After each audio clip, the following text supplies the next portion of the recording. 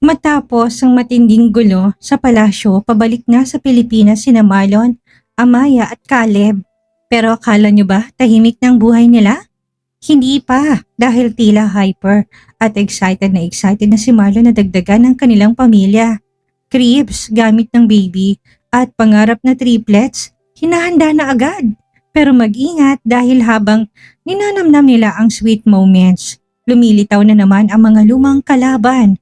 Dagdag mo pa ang pagbabalik sa palasyo ng kontrabidang si Queen Matilda na mainit ang ulo. Ano na naman ang binabalak ni na Sheila at anong malaking lihim ang itinago ng personal maid ni Queen Matilda tungkol sa nakaraan ni Marlon? Huwag na nating patagalin at simulan na natin. Love, sorry. Ayaw ko lang na mawala kayo ni Caleb sa buhay ko kaya naisip ko na ilayo kita sa kanila. Muli niyang liyakap ng mahigpit si Marlon. Ito lang ang tanging meron siya ngayon. Ayaw na muna niyang isipin ang gulo sa gitna ng mommy at ng daddy niya. Ayaw niyang madamay ang anak niya. Si Caleb, maya-may tinanong niya. Hinawi ni Marlon ang hibla ng buhok niya at nilagay yon sa likod ng kanyang tenga. Hinalikan siya nito sa noo, dahilan upang mapapikit siya at di naman yon. Nasa ibaba, naglalaro, huwag kang mag-alala. Piniliwanag ko na sa kanyang lahat. Akala niya nagbabakasyon lang tayo. Tinawagan ko ng school niya. Pumayag na rin sila na through online classes lang siya. Meron lang exclusive teacher na siyang special na magtuturo sa kanya sa bawat subjects niya. At anong kapalit? Bakit mo sila napapayag? Hindi naman basta-bastang school yon. Walang pakialam yun kung gaano ka man kayaman. Malapad nang ngumiti si Marlon sa kanya. Wife, walang imposible sa akin. Simple lang naman ang ginawa ko. Nag-invest ako sa school nila. Isa ako sa may pinakamalaking shares doon. Kaya nahiya naman ng school president kung hindi siya papayag sa hinihingi ko, hindi ba? Nakakatakot na talagang lawak ng kapangyarihan mo, Marlon. Alin ba sa mundong ito ang hindi mo pa pagmamay-ari? Wala sa loob na tanong niya. Ikaw? Agad na sagot nito sa kanya. Ikaw lang, Amaya, ang hindi ko maangkin ng buo. Sa daming nagmamahal sa'yo, sa daming gustong magmay-ari sa'yo. Natatakot ako na baka magising na lang ako isang araw na wala ka na pala sa tabi ko. Kahit gaano pa kalawak ang kapangyarihan ko, baliwala lahat ng yun. Kung hindi man lang ako nagmamay-ari sa'yo ng buo. Kung pwede nga lang na ilayo na kita sa pamilya mo. Gagawin ko. Ayaw ko ng maraming sagabal sa pagmamahalan nating dalawa. Love, ilang beses ko bang sasabihin sa'yo na ikaw lang ang nagmamay-ari ng puso ko at kahit na anong mangyari, hindi kita iiwan, mananatili ako sa tabi mo. Kahit mga magulang ko hindi pwedeng hahadlang sa ating dalawa. So you mean, okay lang sa'yo na iuwi kita dito sa Pilipinas? Tumayo si Amaya at nagtungo sa bathroom upang maghilamos, ngunit sinagot pa rin niya ito habang naglalakad. May magagawa pa ba ako kung dito gustong tumira ng asawa ko? Ang inaanaan ko lang. Dahil ang dami kong pinipirmahan sa opisina, malapad nang umiti si Marlon at sinundan din ng asawa. Hindi na rin problema yan, love. Lahat ng mga dokumento na kailangan talaga ng pirma mo, pinadala ko na dito. Napabaling bigla si Amaya kay Marlon habang nagsasabon ng mukha. Napapikit pang isang mata niya dahil sa bula ng sabon. Sino naman ang kinausap mo doon para maniwala sa iyong ipadalang mga dokumento dito sa Pilipinas? Ang sekretary mo. Pinadala kong picture mo na natutulog katabi ko. Kaya napaniwala ko siya na kasama mo ko ngayon. Huwag kang mag-alala, pabalik ng chopper na inutusan ko upang kumuha doon. Tinuloy ni Amaya ang pagbabalaw ng mukha. Kumuha siya ng toothbrush na hindi pa nabubuksan at ginamit yon. Habang nagtutoothbrush siya, inirapan niya si Marlon na pangiti-ngitit na kasandal sa pintuan ng bathroom habang matamang nagmamasid sa kanya. Ikaw ha, nagdedesisyon ka na palaging hindi ko alam. Namimihasa ka na. Kunwaring galit na turin niya sa asawa nang palabas na siya ng bathroom. Matapos niyang magpahid ng face towel sa kanyang mukha, bigla siyang binuhat ni Marlon na ikinagulat naman ni Amaya.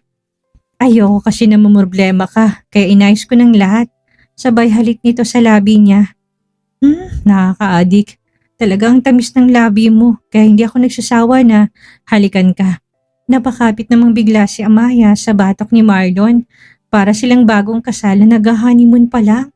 At ako naman, nasasani na rin sa mga paghalik-halik mo. Baka hanap-hanapin ko na yan. Eh di hanapin mo dahil hindi ko naman yun pagdadamot sa'yo. Sagot din nito habang nakangisi na nakakaloko. Hoy Marlon, ibaba mo nga ako. Baka sabihin ng mga kasambahay mo, masyado tayong PDA dito. Saway niya kay Marlon. Nang nasa loob na sila ng elevator, hindi pa rin kasya nito ibinababa.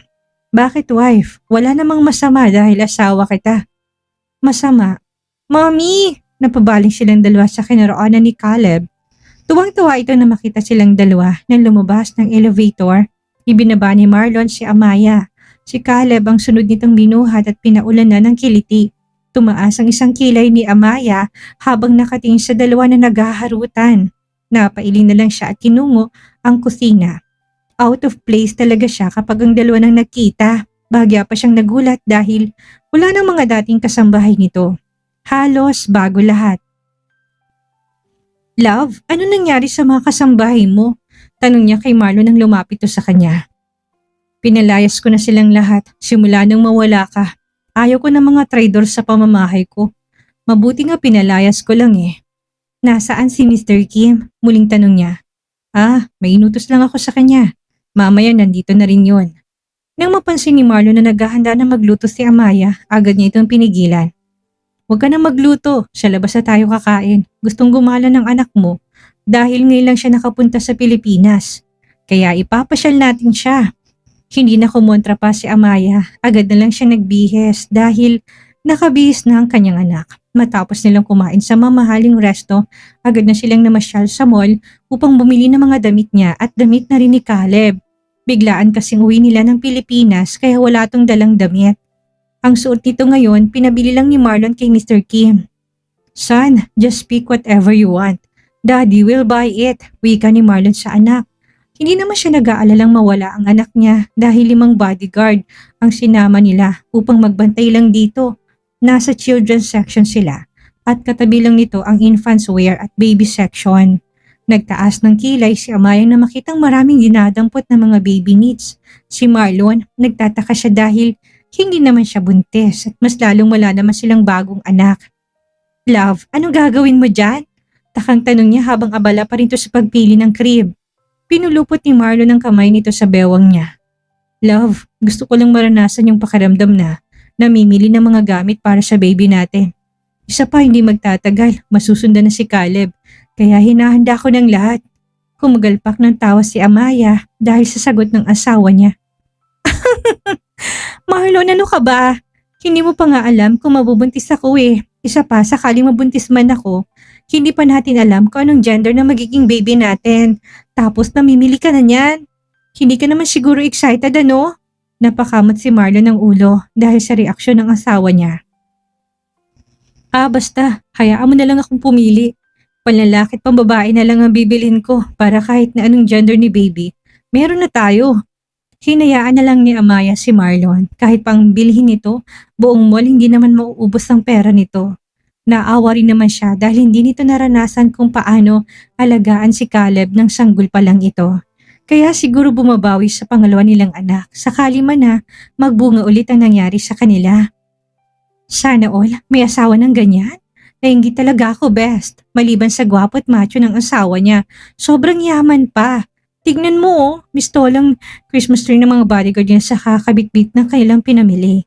Napalingon naman si Amaya sa mga bodyguard sa likod ng nira nang marinig ang pag-usap ng 2 sales girl na nadaanan niya. Totoo nga at parang hindi na makalakad ang mga bodyguard sa dami ng mga bitbit. Paano may mga crib pa na iba't ibang kulay at design? Hindi na kasya sa malaking shopping cart kaya binuhat na lang ng mga to. Kahit pa sabihing nasa nakadismantle ng crib, halata pa rin mga mabibigat ito. Love, napasobra naman yata ang bili mo sa mga pang-babies. Bakit masyadong marami ang crib? Hinahanda ko lang yan, love. Uso kasi ngayon ng triplets. Baka swertihin din ako at magka-triplets din tayo. Sa dami ba namang katas na i-deposito ko sa mattress mo, sigurado ko na magkakaroon ako ng kambal nito. Sus Mariosep Marlon, ang bunganga mo, kung ano na nang pinag-iisip mo, akala mo ba madali lang magbuntis ng kambal? Tapos triplets pang iniisip mo, ikaw na lang kaya ang umiri? Naiinis niyang sagot, dati ayaw nito na may anak, ngayon naman, halos gusto nitong dumami, kaagad ang anak nila ng instant. Love, payagan mo na ako. Excited lang talaga ako sa pangalawang baby natin. Naku, mabuti na lang nasa malayong anak mo. Kapag narinig niya na naman yan, sigurado kung kukulitin na naman ako kung totoo na may kapatid. Natigilan si Amaya sa pagsasalita nang makita si Sheila na tulak-tulak ang wheelchair habang namimili ng damit sa ladies section. Ganun na lang ang pagtataka niya na makita kung sino ang nakaupo sa wheelchair na tinutulak nito. Hindi naman yun nakaligtas kay Marlon kaya alam niyang iniisip ni Amaya. Kung itatanong mo kung paano nabulag at nalumpo si Laura, ako may kagagawan yan. Sa dami ng kasalanang nagawa nila sa akin at sayo, kulang pa yan ang ginawa ko sa kanila. Kung hindi lang dahil mahalaga sila sa buhay ng daddy noon, hindi lang yan ang inabot nila. Samantalang namutla si Sheila nang mahagip ng kanyang mga mata si Marlon at Amaya na nakatingin sa kanila ng kanyang ina. Mommy, si Marlon at Amaya, nagkabalikan na pala. Ang swerte ng putang babaeng yan dahil hindi natuloy ang pagkabulag at lumpo ni Marlon. Nandito rin sila sa loob ng department store.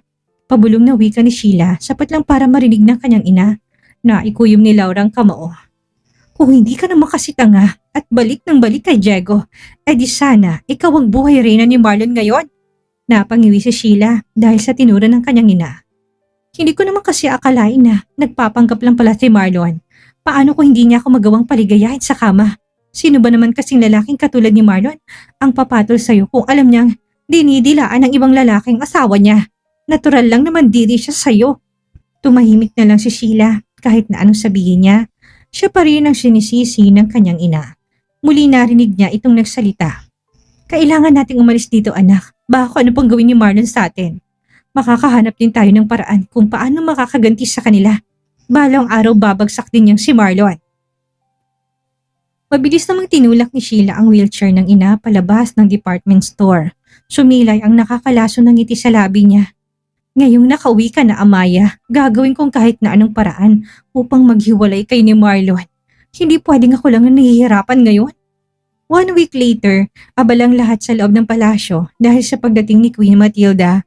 Habang nasa harap sila ng pagkain, bigla niyang tinanong ang hari, My King, bakit hindi pa bumababang anak at ang apo mo? Hindi dapat pinaghihintay ang pagkain. Nakataas ang kilay ng reyna habang nagsasalita. Hindi halatang nasa mid-50s ng edad nito dahil hindi man lang nakitaan ng kulubot sa katawan. Napaka-sophisticated pa rin ang aura nito lalo pat nakasuot ito ng pang-royal queen na gown, waring hindi nanggaling sa kulugan ng ilang taon. Don't keep looking for them. She's got her own family. Eat now. Baliwalang sagot ni King Charles at sumubo na rin ang pagkain. Halata pa rin ang panlalamig sa tono ng pananalita nito. Kunot noon naman na binalingan siya ni Queen Matilda. Does her husband also come from the royal blood? Muli tanong nito tuwaring interesado talagang malaman ang tungkol kay Amaya. Don't meddle in my daughter's private life. You're not her biological mother. Halatang nawawalan ng ganang kumain si King Charles. However, your daughter is the sole heiress to the throne of Wales. You're a horrible person if you let her get married to an ordinary man. Tumaas ang boses ni Queen Matilda, dahilan para magalit ang hari. In a fit of rage, King Charles threw down the spoon and fork she had been using. Marlon Whitman is not an ordinary person. Despite his name, even if he is not of royal blood, he can buy someone like you with the snap of his finger. Galit siyang tumayot direktang umakyat sa kanyang silid. Ngayon niya lang pinaglaban ng anak niya. Hindi niya hayaan na maulit pa ang nangyari noon sa kanila ni Elizabeth. Nakahanda na siya sakali mang makarating ang balita sa Old King ng kanyang ama. Alam na nitong tungkol kay Amaya, ngunit mahigpit itong sinabi sa kanya na dapat nanggaling sa royal blood ang mapapangasawa nito. Ngunit hindi siya ganon, hindi niya kayang pakialaman ng kaligayahan ng kanyang anak dahil lang sa patakaran ng kaharian. Siya na ang hari ngayon at walang sino man ang pwedeng lumabag sa kanya. Gagamitin niyang kapangyarihan niya para protektahan ang kanyang anak at ang pamilya nito kahit na masakit sa kanya. Hinayaan niyang mapunta si Amaya kay Marlon dahil alam niyang kaya silang protektahan nito. Inaamin niya na sasaktan din siya sa muling pagkikita nila ni Elizabeth at hanggang ngayon mahal pa rin niya ito. Masaya siyang malaman na buhay pa ito at hindi patay. Ngunit iba ng sitwasyon nilang dalawa ngayon. Tanging sa mga anak na lang nila umiikot ang mundo nilang dalawa. Samantalang nagpupuyo sa galit si Matilda habang nakaupo sa harapan ng mesa. Tiniis niyang mawalay kay Charles ng ilang taon upang mapaniwala ito na nakulong nga siya ng mahabang panahon sa salang pagtataksil Nahuli kasi siyang nakikipagtalik sa kanyang bodyguard. Plano sana niyang magpabuntis at ipaako kay King Charles na anak niya ito. Ngunit hindi natuloy dahil sa buwisit na Elizabeth na yon. Ang babaeng yun ang nagturo kay Charles kung saan sila nagkikita ng bodyguard niya. Kaya yun ang naging mitya kung bakit kailangan niyang magpanggap na nakulong nga siya. Yun kasi ang paraan ng daddy niya upang pagtakpan ng kahiyan na dulot niya sa kaharian. Ngunit sa pagbabalik niya ay mas lalo naging malamig pa sa yelo ang pakikitungo nito sa kanya. Si Elizabeth pa rin ang laman ng puso nito. Muli na namang nabuhay ang galit at poot sa dibdib niya. I tried so hard to win your love, Charles. Pero gawa sa batong puso mo. Huwag mo akong sisisihin kung ilalabas kong aking galit sa anak mo at sa apo mo na rin. Nasa ganun siyang sistema nang mapansin niyang kanyang personal maid na namumutla habang nakatayo sa gilid. Anong nangyayari sa'yo? Daig mo pang natuklaw ng ahas. Nairita niyang singal sa kanyang maid. Wala po, Queen Matilda. Sumakit lang pong tiyan ko. Dahilan nito't pilit tinatapan ng kanyang emosyon. Tumatak na sa isipan niya noon pa ang pangalan ni Marlon Wakeman dahil yun ang pangalan na sinabi sa kanya ng katulong ni Don Rodolfo. At hindi siya makapaniwalang nagtagpo ang landas ng dalawang bata. Sobrang laki ng kasalanang nagawa niya. Paano ba niya maitatamang lahat? Hindi nalang pinansin ni Queen Matilda si Marisa. Madalas na naman itong nahuhuling tulala, kaya nasanay na siya sa reaksyon nito. Mula sa napaka-sweet at nakakatuwang pamimili ni Marlon ng mga baby needs para sa plano niyang triplets, hanggang sa maasim na pagpapakita ni Sheila at ang pagbabalik ng salbahing si Queen Matilda. Talaga namang walang patid ang tensyon, pero ang magandang aral na iwan sa atin ngayon. Kapag ang pagmamahal at pamilya ang iyong pinaglalaban, walang kapangyarihan o lumang kalaban ang makakapagpatagumpay. Handa tayong harapin ang anumang bagyo basta't buo at nagkakaisa ang ating tahanan. Sino kayang unang gagawa ng masamang hakbang? Si Sheila o si Queen Matilda? At ano ang lihim na hawak ng katulong na si Marisa? I-comment nyo na ang inyong mga hula at opinyon. I-like ang video na to at huwag kalimutang mag-subscribe.